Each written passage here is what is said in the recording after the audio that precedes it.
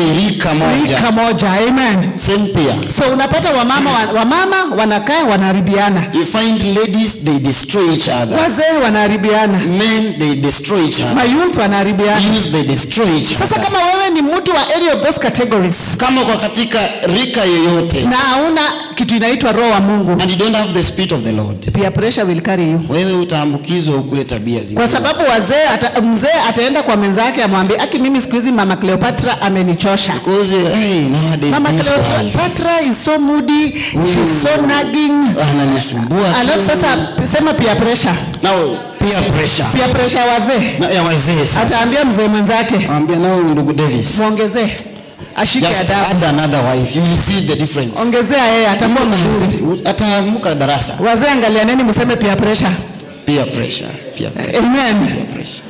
Ati Mama Cleopatra ameanza kukusumbua. Umeanza kusumbuliwa. Na vile bibi yako anakuanga sasa kama mimi kierere. Amen.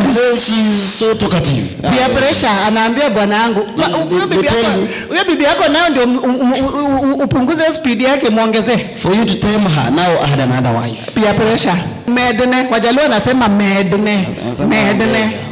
Ongezea yeye. Ongezea hapo. Peer pressure. Naye mama pia ataenda kwa mama mwenzake. Now ladies, you go to their fellow ladies. Ati mimi siku hizi naona Baba Bongita amechange. This man has changed. Anakuambia kuja nikupeleke paha. I'll take you somewhere. Sema peer pressure. Hapo ukienda utapewa dawa. When you go there, you'll be given some chance. Mr. Bongita atakuwa mpole kama pusi. Atakuwa anaingia kwa nyumba 6. At 6. Saa 12 atakuwa kwa nyumba. At 6 you'll be there. Know that anything that the enemy gives you, chochote adui anakupatia, is never free. Sio bure. I tell you, ile siku hiyo dawa itaisha. The charm will deplete its strength. Amen.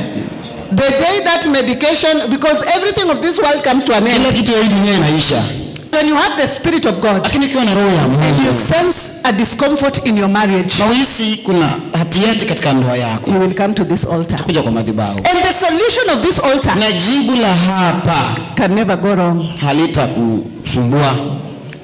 When you live according to the spirit of God. Ukiishi kulingana na roho wa Mungu. Kwani mnafikiri kwa nini kanisa inashindwanga kujaa?